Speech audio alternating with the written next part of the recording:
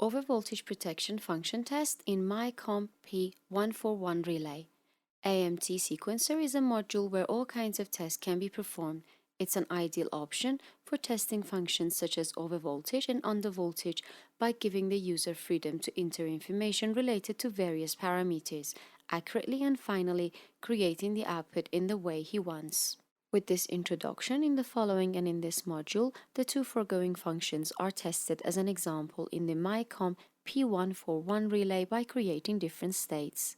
Before starting, it's helpful to mention a few points in order to advance the testing process properly. In the first step, it's necessary to read the related settings of functions 59 and 27 from the relay. They may be set into two or more stages. Also, a logic of the relay operation should be determined to specify as an example whether the relay operation is single phase or more phases are involved in the measurement, and finally the performance of the functions. In the next step, it's not that bad to take a look at the relay configuration to determine what options are available to the user in order to display the pickup, drop-off and trips related to the mentioned functions. The record of the mentioned cases may be done through LED or contact. In addition, elements that may block functions 59 and 27 are examined. For example, a VTS, signal or even breaker status can block voltage functions. Finally, keep in mind that elements such as current supervision can also affect the performance of voltage functions to include current values in these functions. All three can be displayed in the relay settings or its config file. To get us started, just click on the AMT Sequencer on the software home screen to enter the test module. Explanations of this module have already been presented in separate videos. Testing overvoltage in AMT Sequencer. The overvoltage protection function, as its name implies, checks the increase in voltage amplitude relative to the relay settings. Now imagine that in the relay or logic is used for this function so that if any of the phases become overvoltage, finally the operation signal appears and you can see the trip or hear the alarm.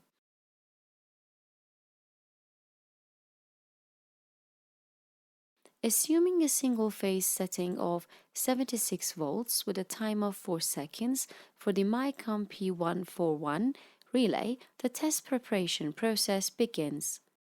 For these two parts, the settings and configuration of the relay can be displayed so that the user knows from which part these items are extracted. Note that the current group settings can be disabled in the hardware configuration section due to the current supervision function not being active and therefore no need to inject current into this relay. Now name state 1 prefault to associate the natural state of the system. All you have to do is right-click on one of the cells containing the voltage value and select nominal value to retrieve the values from the test object parameters already entered. In the next step, equalize the three voltage values.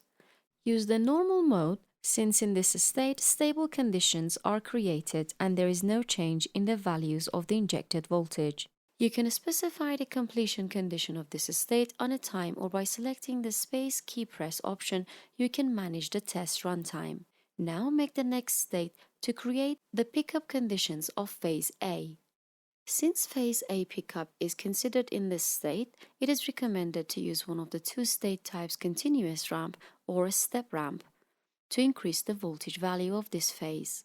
The difference between them has already been explained in previous videos, but briefly it can be said that in continuous ramp, the values are constantly increasing or decreasing, but in a step ramp, the values are increased or decreased with the steps specified by the user. Step ramp is selected here. Double-clicking on Detail View tab brings you full-size windows in front.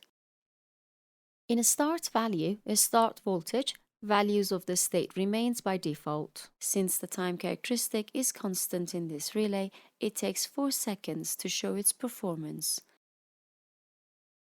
After each change of value, you need to wait even more.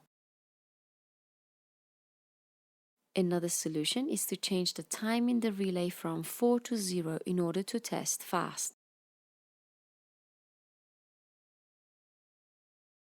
This way you can set step time to a less value such as 200 milliseconds. In a step values, an increasing step value of the voltage is specified. The smaller steps, the more accurate of pickup value, but the test takes long time. Since only the pickup of phase A is considered, an increasing step value is entered only for this phase. In final values, the final value is specified. Since the relay settings are 76 volts, this value is set to a larger number, for example 80 volts. Keep in mind that entering the number 80, you face a voltage limit error. So just go to Test Object and increase the Vmax value in the Device Settings section. The Trigger tab specifies under what conditions this state ends.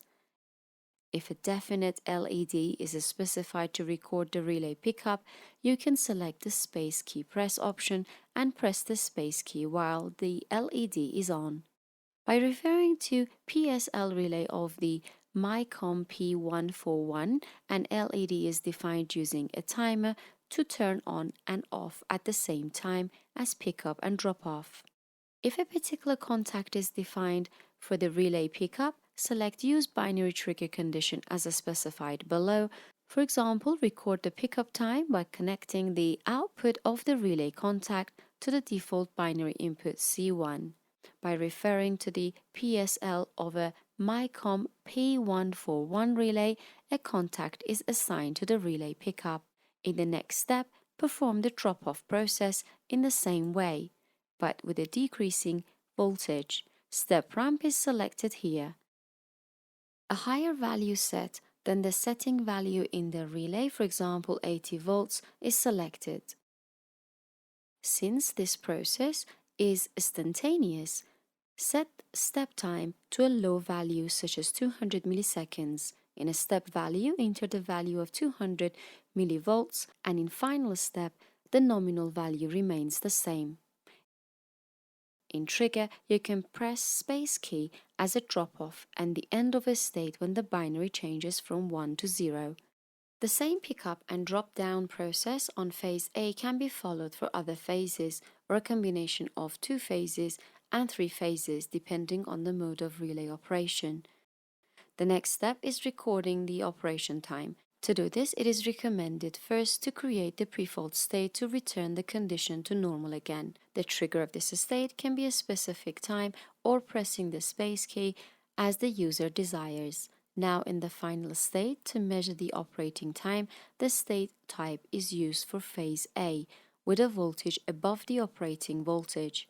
The state trigger can also be trip contact of the relay, which is assigned to one of the binary inputs by default, or it can be recorded by pressing a space key when it sees the relay LED. However, it is advised to use binary status change due to the high accuracy. It is desirable that you create a pre-fault state after this state to complete the test. At the end of the test, it is time to apply the settings to record values in the measurement view window. First, the name, ramp status, condition for ending the state, a checked signal, signal type, nominal value, and tolerance are entered for this state, in which the pickup is recorded, that is a state 2. If the values are entered correctly, you see the recorded voltage value for the phase A pickup in the ACT column. Also in the dev, the amount of error is recorded and a green circle is seen to confirm the test results, or a red cross to fail in the assessment. Follow this procedure for the state in which the drop-off is set down. Now you can record operation time assessment in Time Assessment tab. Enter here the state's name, the conditions which are ignored in this test, the start and end conditions, the nominal value, and the tolerance limit. In this tab, if all items are entered correctly, in the TACT column, you can see the execution time. Although in the TDEV, the error value is specified, and in the assessment, you make sure of the correct operation. Furthermore, in the TDEV section, the error value is specified, and in the assessment, you can be assured of the correct operation.